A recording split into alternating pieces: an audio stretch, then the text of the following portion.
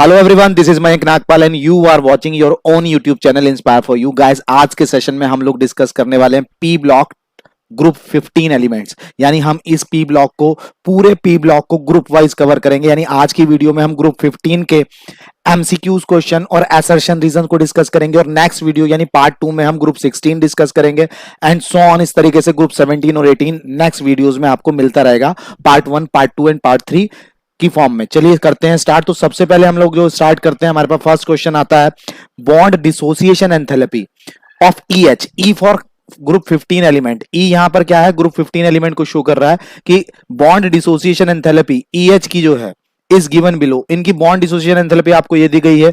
अब नाइट्रोजन और हाइड्रोजन के बीच की बॉन्ड डिसोसिएशन एंथैल्पी इतनी है, फास्फोरस हाइड्रोजन के बीच बॉन्ड डिसोसिएशन एंथैल्पी इतनी है, आर्सेनिक हाइड्रोजन के बीच में बॉन्ड डिसोसिएशन एंथैल्पी इतनी है, और एंटीमनी और हाइड्रोजन के बीच में बॉन्ड डिसोसिएशन एंथैल्पी इतनी है। तो वो कह रहे हैं which of the compound will act as strongest reducing agent. अगर इनकी बॉन्ड डिसोसिएशन एंथैल्पी ये दी हो तो इनमें से कौन सा स्ट्रॉन्गेस्ट रिड्यूसिंग एजेंट होगा। तो स्टूडेंट आपको बता दूं, रिड्यूसिंग एजेंट यानी रिड्यूसिंग प्रॉपर्टी या रिड्यूसिंग एजेंट वाली प्रॉपर्टी किस बात पर डिपेंड करती है, तो वो इस बात पर डिपेंड करती है कि किसकी बॉन्ड स्ट्रेंथ वीक है।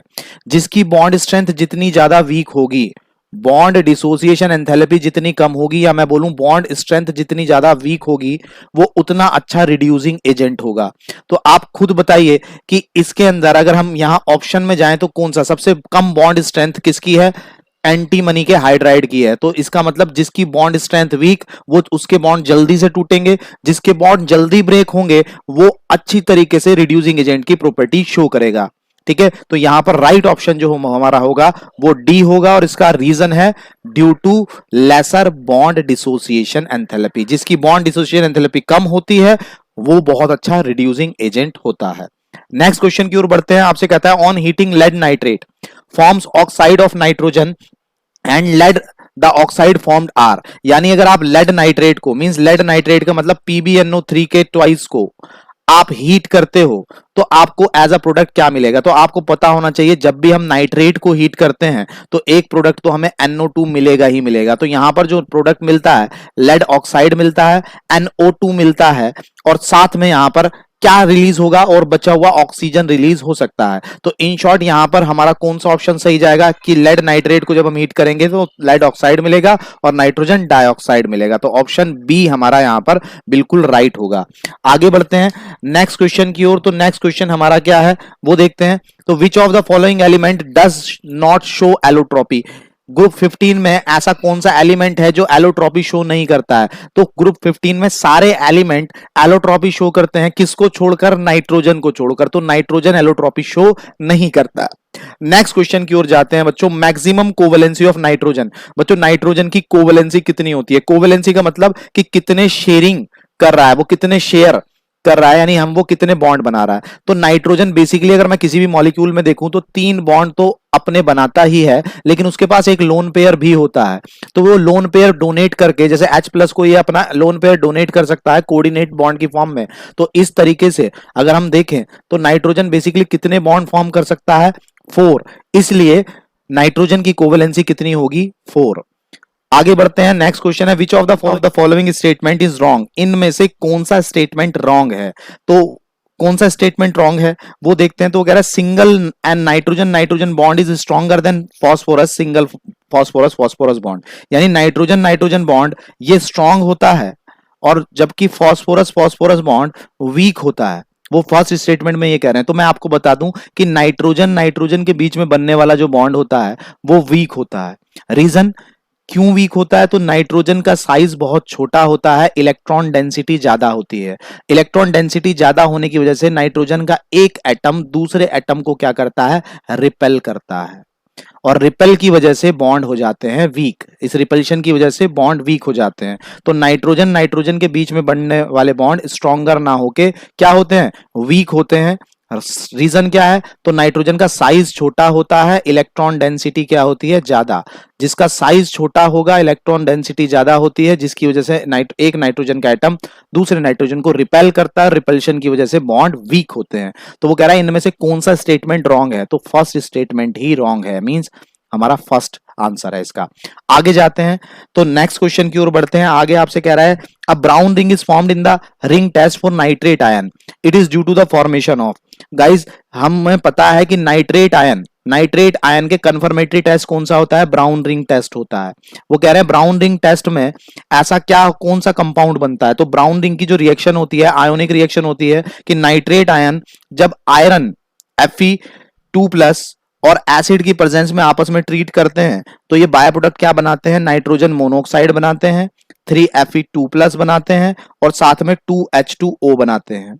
उसके बाद जब ये मॉलिक्यूल आपस में कंबाइंड होते हैं तो ये आपस में एक कॉम्प्लेक्स बनाते हैं और वो जो फाइनल कॉम्प्लेक्स बनता है वो क्या होता है, यानी मैं बता दूं आपको, जब ये आपस में ट्रीट करते हैं तो एक्चुअल में ये बनाते हैं, ये कॉम्प्लेक्स बनाते हैं और जब ये कॉम्प्लेक्स फर्दर वाटर के साथ ट्रीट करता है तो फाइनलाइज रिएक्शन हमारे पास क्या होती है, तो फाइनलाइज रिएक्शन हमारे पास होती है कि ये कोवेलेंट कंपाउंड कोऑर्डिनेट कंपाउंड बनता है, ये कोऑर्डिनेट कंपाउंड बनता है और बाय प्रोडक्ट यहां से वाटर बाहर जाता है, सॉरी यहां वाटर नहीं, नाइट्रोजन मोनोऑक्साइड आएगा। ठीक है, तो ये रिएक्शन होती है। तो फाइनल प्रोडक्ट जो होता है ब्राउन रिंग टेस्ट में हमारा ये होता है और ये पूरी दोनों रिएक्शन है ब्राउन रिंग टेस्ट की और फाइनल प्रोडक्ट है हमारा ये। तो ये कहां मैच कर रहा है, तो अगर हम देखें तो हमारा ये फर्स्ट ऑप्शन के साथ मैच कर रहा है। तो ब्राउन रिंग टेस्ट में जो कंपाउंड बनता है वो ये बनता है। नेक्स्ट आगे बढ़ते हैं। आगे है element of group 15 form compound in +5 oxidation state, however bismuth form only one well characterise compound in +5 oxidation state, the compound is. यानी बिस्मिथ केवल +5 ऑक्सीडेशन स्टेट में एक ही कंपाउंड बनाता है, तो बताइए वो कंपाउंड कौन सा होगा, तो वो कंपाउंड होता है स्टूडेंट BiF5। बिस्मिथ केवल +5 ऑक्सीडेशन स्टेट में यही कंपाउंड बना पाता है। ऐसा क्यों, क्योंकि जो फ्लोरीन होता है, फ्लोरीन बहुत स्ट्रॉन्गेस्ट, हमें पता है फ्लोरीन का नेचर क्या होता है, स्ट्रॉन्गेस्ट ऑक्सीडाइजिंग एजेंट होता है। फ्लोरीन स्ट्रॉन्गेस्ट ऑक्सीडाइजिंग एजेंट होता है, इसकी इलेक्ट्रोनेगेटिविटी ज्यादा होती है, इसलिए बिस्मिथ केवल फ्लोरीन के साथ ही BiF5 बनाता है और किसी के साथ +5 ऑक्सीडेशन स्टेट में नहीं रहता है। तो इसका राइट ऑप्शन बी है। आगे बढ़ते हैं। आपसे आ कहता है on heating ammonium dichromate.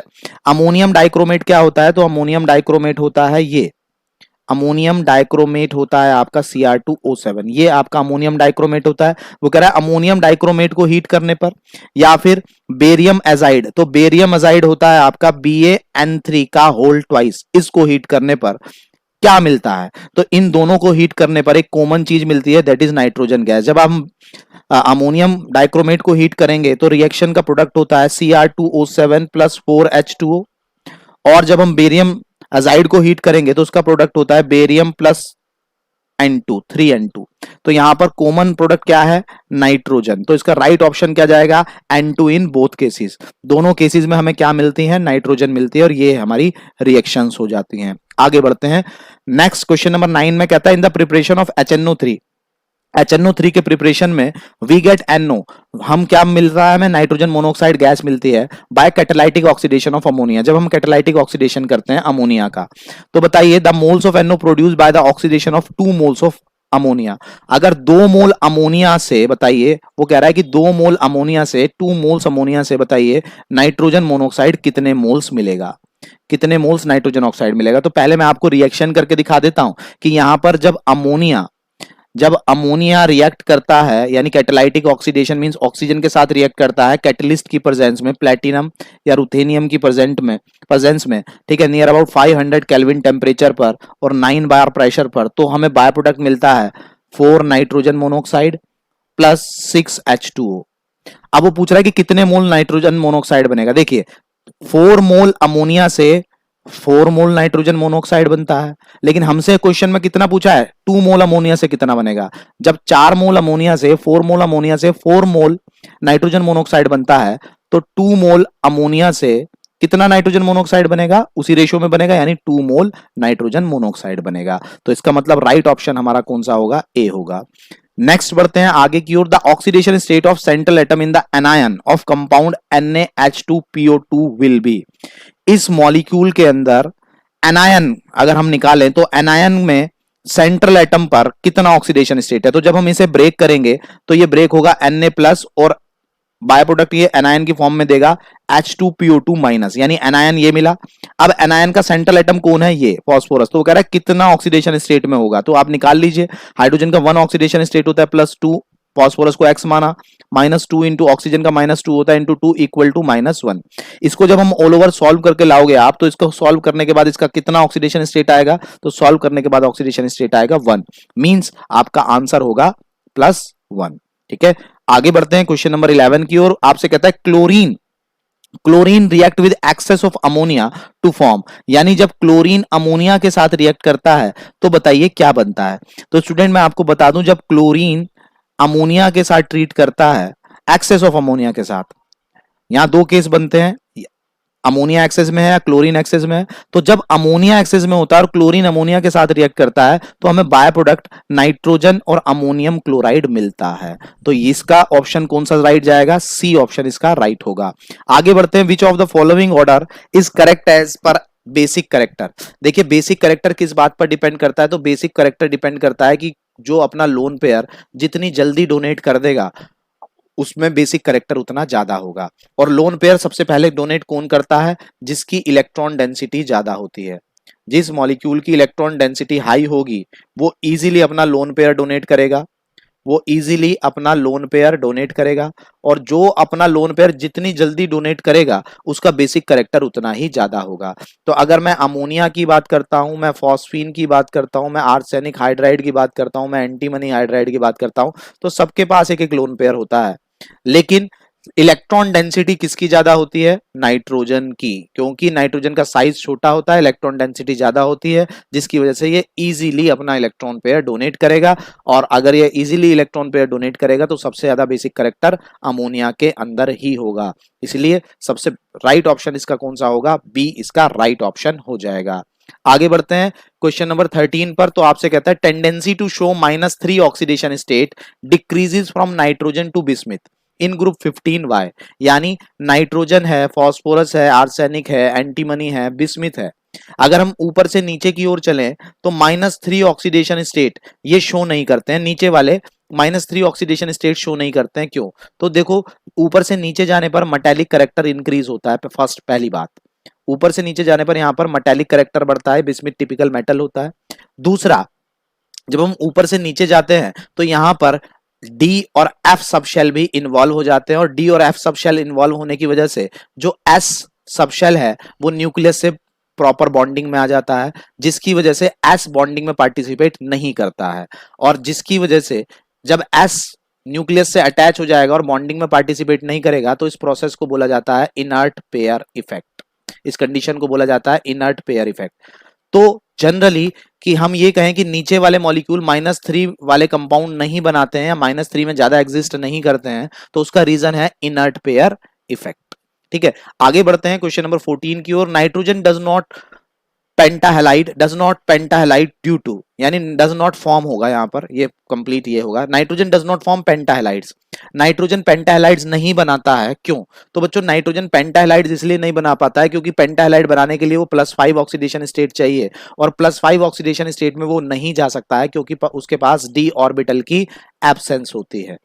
D orbital की क्या होती है, एब्सेंस होती है। तो इसका राइट आंसर होगा एब्सेंस ऑफ डी ऑर्बिटल, क्योंकि साइज छोटा होता है, इलेक्ट्रोनेगेटिविटी ज्यादा होती है, और एब्सेंस ऑफ डी ऑर्बिटल होता है नाइट्रोजन। आगे बढ़ते हैं, why nitrogen is a gas at room temperature while phosphorus is a solid, यानी नाइट्रोजन नेचर में रूम टेम्परेचर पर गैसेस फॉर्म में एग्जिस्ट करता है जबकि फॉस्फोरस सॉलिड फॉर्म में एग्जिस्ट करता है। तो वो यही पूछ रहा है कि फॉस्फोरस सॉलिड फॉर्म में क्यों एग्जिस्ट करता है और नाइट्रोजन गैसेस फॉर्म में क्यों एग्जिस्ट करता है। तो आपको बता दूं नाइट्रोजन में केवल p ऑर्बिटल होता है, और नाइट्रोजन के बीच में ट्रिपल बॉन्ड बनता है। तो जब ये इस बॉन्ड को बनाने के लिए और इस बॉन्ड को बनाने के लिए पाई बॉन्ड है, ये पाई बॉन्ड को बनाने के लिए जो ऑर्बिटल ओवरलैप होते हैं वो कौन से होते हैं, p ऑर्बिटल। तो यहाँ पर जो बॉन्ड बनते हैं वो कौन से बनते हैं, p पाई। और जब p पाई बॉन्ड बनने की वजह से नाइट्रोजन क्या होता है, गैसियस फॉर्म में होता है, जबकि फॉस्फोरस में p पाई डी पाई बनता है, इसीलिए फॉस्फोरस सॉलिड फॉर्म में होता है। तो नाइट्रोजन रूम टेम्परेचर पर गैसेस फॉर्म में होता है, तो उसका आंसर होगा due to p pi bonding. आगे बढ़ते हैं, ammonia has higher boiling point than phosphine, why. देखिए बॉइलिंग पॉइंट जनरली किस बात पर डिपेंड करता है, तो बॉइलिंग पॉइंट डिपेंड करता है मोलर मास पर। लेकिन अगर मोलर मास वाइज देखें तो फॉस्फीन का मोलर मास ज्यादा होता है और अमोनिया का मोलर मास कम होता है, तो फॉस्फीन का बॉइलिंग पॉइंट ज्यादा होना चाहिए। लेकिन यहाँ पर अमोनिया का बॉइलिंग पॉइंट ज्यादा होता है, उसका रीजन है हाइड्रोजन बॉन्डिंग, क्योंकि नाइट्रोजन, अमोनिया के अंदर नाइट्रोजन है और FON से जुड़ी हुई हाइड्रोजन हाइड्रोजन बॉन्डिंग दिखाती है, तो हाइड्रोजन बॉन्डिंग की वजह से अमोनिया का बॉइलिंग पॉइंट ज्यादा हो जाता है, तो ये होगा ड्यू टू हाइड्रोजन बॉन्डिंग। आगे बढ़ते हैं, which of them is neutral oxide of nitrogen. देखिए ये सारे के सारे नाइट्रोजन के ऑक्साइड हैं, इनमें से कौन सा ऑक्साइड नाइट्रोजन के न्यूट्रल ऑक्साइड होते हैं, तो आपको बता दूं नाइट्रोजन के दो न्यूट्रल ऑक्साइड होते हैं, और वो होता है नाइट्रोजन मोनोऑक्साइड और N2O, नाइट्रोजन N2O, जिसे हम लाफिंग गैस भी बोलते हैं, ठीक है। तो ये दोनों ऑक्साइड क्या होते हैं, न्यूट्रल, जबकि ये ऑक्साइड N2O5, N2O4, ये दोबारा ऑप्शन में आ गया, N2O4, ये सारे क्या होते हैं, ये N2O3 होगा, ये सारे क्या होते हैं, एसिडिक होते हैं, जबकि ये दोनों ऑक्साइड क्या होते हैं, न्यूट्रल होते हैं, तो ये है इसका राइट ऑप्शन। आगे बढ़ते हैं, write the name of the gas release when copper is added to dilute HNO3। ठीक है, जब कॉपर, देखिए आप समझिए, जब कॉपर डाइल्यूट HNO3 के साथ ट्रीट करेगा, जब कॉपर डाइल्यूट HNO3 के साथ ट्रीट करेगा तो कौन सी गैस इवॉल्व होती है, नाइट्रोजन मोनोऑक्साइड। और यही क्वेश्चन अगर ऐसे आता कि कॉपर कॉन्सेंट्रेटेड HNO3 के साथ ट्रीट करेगा तो कौन सी गैस प्रोड्यूस होगी, तो तब होगी NO2। फिलहाल वो डाइल्यूट के साथ करा रहा है, तो इसलिए हमारा आंसर NO के साथ जाएगा, दैट इज NO। आगे बढ़ते हैं, name the preparation method of HNO3, यानी HNO3 को बनाने के लिए, नाइट्रिक एसिड को बनाने के लिए इंडस्ट्रियल लेवल में जो मेथड यूज किया जाता है वो कौन सा होता है, तो आपको बता दूं कॉन्टैक्ट प्रोसेस जो है वो H2SO4 को बनाने के लिए यूज की जाती है। हेबर्स प्रोसेस इंडस्ट्रियल लेवल पर अमोनिया को प्रोड्यूस करने के लिए यूज की जाती है। सॉल्वे प्रोसेस सोडियम कार्बोनेट या फिर सोडियम हाइड्रोजन कार्बोनेट को बनाने में यूज की जाती है। तो लेकिन ओस्टवाल्ड प्रोसेस किसको बनाने में यूज की जाती है, HNO3 को, अमोनिया को। तो अमोनिया जिस मेथड से बनता है उसको ओस्टवाल्ड प्रोसेस बोला जाता है, इसलिए इसका ऑप्शन सी सही होगा। आगे बढ़ते हैं, on reaction with concentrated HNO3 with copper the product formed, यानी अगर कॉपर और कॉन्सेंट्रेटेड HNO3 आपस में रिएक्ट करें तो कौन सा प्रोडक्ट बनेगा। आपको बता दूं जब कॉपर और HNO3 आपस में रिएक्ट करते हैं तो एक प्रोडक्ट तो कॉमन होता है कि कॉपर नाइट्रेट तो बनेगा ही, अगर ये कॉन्सेंट्रेटेड की जगह डाइल्यूट होता तो ये वाला प्रोडक्ट तो तब भी बनता। लेकिन अभी अभी बताया था पिछले क्वेश्चंस में कि बाय प्रोडक्ट यहाँ क्या मिलता है, NO2 और H2O। अगर यही केस डाइल्यूट का होता तो NO2 की जगह यहाँ क्या मिलता, NO मिलता। फिलहाल अभी वो कॉन्सेंट्रेटेड की बात कर रहा है, तो इसलिए हमारा प्रोडक्ट क्या होगा, कॉपर नाइट्रेट बनेगा, NO2 बनेगा और H2O बनेगा। तो कौन सा ऑप्शन सही जाएगा, बी। अगर यही वो कहता नाइट डाइल्यूट के लिए कहता तो ऑप्शन होता ए। ठीक है, आगे बढ़ते हैं, नेक्स्ट क्वेश्चन है असर्शन रीजन से है, ग्रुप 15 का असर्शन रीजन है। आपसे कहता है N2 is less reactive than phosphorus, nitrogen phosphorus से लेस रिएक्टिव होता है। बिल्कुल ठीक है, क्यों होता है, तो वो अभी मैं आपको बताता हूं कि नाइट्रोजन में ट्रिपल बॉन्ड, नाइट्रोजन का मॉलिक्यूल ट्रिपल बॉन्ड में एग्जिस्ट करता है और 3 बॉन्ड की स्ट्रेंथ क्या हो जाती है, ज्यादा, जबकि फास्फोरस का मॉलिक्यूल इस तरीके से सिंगल बॉन्ड में एग्जिस्ट करता है, जिसकी वजह से इसकी बॉन्ड स्ट्रेंथ कम होती है और ये जल्दी रिएक्टिव होता है। तो N2 is less reactive than phosphorus, ये बात बिल्कुल ठीक है। आगे रीजन में वो कह रहा है nitrogen has more electron gain enthalpy than phosphorus, ये बात बिल्कुल गलत है। नाइट्रोजन की इलेक्ट्रॉन गेन एंथैल्पी फास्फोरस से ज्यादा नहीं होती है, तो इसका मतलब यहाँ ऑप्शन कौन सा जाएगा, असर्शन सही जाएगा लेकिन रीजन रॉन्ग जाएगा, और राइट ऑप्शन होगा हमारा third, assertion is correct but reason is wrong. आगे बढ़ते हैं, आगे आपसे कहता है HNO3 मेक्स आयरन पैसिव, यानी HNO3 जब आयरन के साथ रिएक्ट करता है तो उसको लेस रिएक्टिव कर देता है, या हम कहें कि इसके ऊपर एक लेयर बना लेता है जिसकी वजह से आयरन रिएक्ट नहीं कर पाता है। वो ये कहना चाह रहा है कि जब वो आयरन के साथ रिएक्ट करता है तो आयरन के ऊपर एक लेयर बना लेता है जिसकी वजह से आयरन दूसरे एलिमेंट के साथ इजीली रिएक्ट नहीं कर पाता है। तो क्या ये बात सही है, ये बात बिल्कुल गलत है, क्योंकि HNO3 आयरन पर पैसिव लेयर नहीं बनाता है, तो यहाँ तो असर्शन ही गलत जा रहा है। आगे बढ़ते हैं, रीजन क्या है, तो रीजन में दिया है HNO3 makes a protective layer of ferric nitrate. नहीं जी, HNO3 कभी भी फेरिक नाइट्रेट की प्रोटेक्टिव लेयर बनाता ही नहीं है, तो ये भी गलत है। इसका राइट ऑप्शन होगा fourth, both the assertion and reason are incorrect. आगे बढ़ते हैं, HNO3 is stronger acid then HNO2। वो कह रहा है HNO3 जो होता है वो HNO2 के कंपैरिजन में क्या होता है, HNO3 HNO2 के कंपैरिजन में स्ट्रॉन्ग एसिड है। ये क्या है, ये स्ट्रॉन्ग एसिड है। ये बात ठीक है, ठीक है, कि HNO3 जो है वो स्ट्रॉन्ग एसिड है HNO2 से, बिल्कुल ठीक है। आगे रीजन में कह रहा है वो in HNO3 there are 2 nitrogen. HNO वो इसलिए कह रहा है कि HNO3 में 2 नाइट्रोजन होते हैं।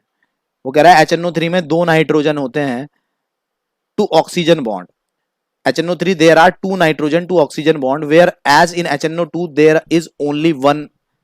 यानी HNO3 में वो कह रहा है कि HNO3 में जो नाइट्रोजन ऑक्सीजन के बीच में बॉन्ड होते हैं वो 2 होते हैं, ठीक है, वो 2 होते हैं, जबकि HNO2 में 1 होता है। नहीं जी, बॉन्ड तो दोनों में सेम ही होते हैं। इसका मतलब रीजन बिल्कुल गलत है और असर्शन यहां पर सही है।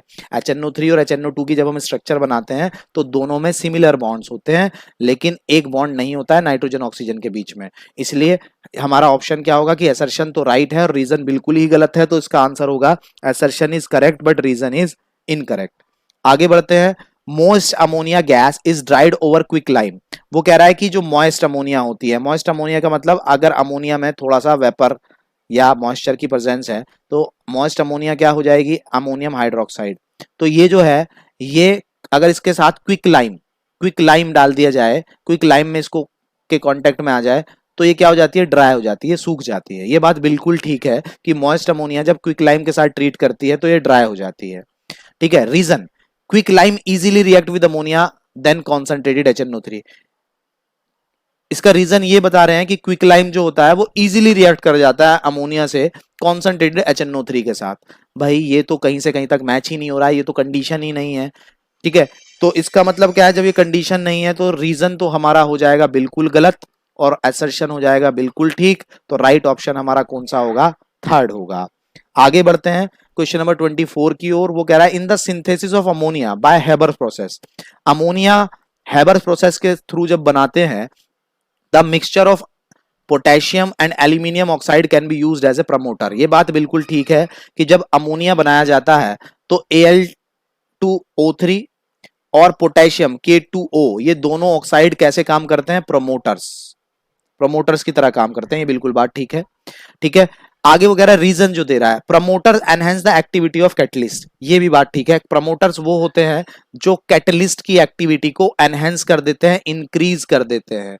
प्रमोटर्स आर दो substances which enhance which increase the activity of catalyst. ये भी बात बिल्कुल ठीक है। तो यार रीजन भी बिल्कुल ठीक है, असर्शन भी बिल्कुल ठीक है और असर्शन रीजन से मैच भी कर रहा है, इसलिए राइट ऑप्शन फर्स्ट जाएगा कि assertion and reason are correct and the reason is a correct explanation of the assertion। Question number 25 की ओर बढ़ते हैं। आपसे कहा जा रहा है basic nature of group 15 hydride decreases from ammonia to bismuthine. यानी अगर हम बेसिक करेक्टर की बात करें तो बेसिक करेक्टर को अगर हम ऊपर से नीचे की ओर लेकर चलते हैं, ठीक है, यहां से यहां तक लेकर चलते हैं, तो वो कह रहा है बेसिक करेक्टर यहां से यहां तक डिक्रीज होता है। बिल्कुल ठीक बात है, बेसिक करेक्टर लगातार डिक्रीज होता है, ठीक है, तो ये बात ठीक है। रीजन क्या दे रहा है वो, availability of lone pair of the central atom in hydride decreases down the group.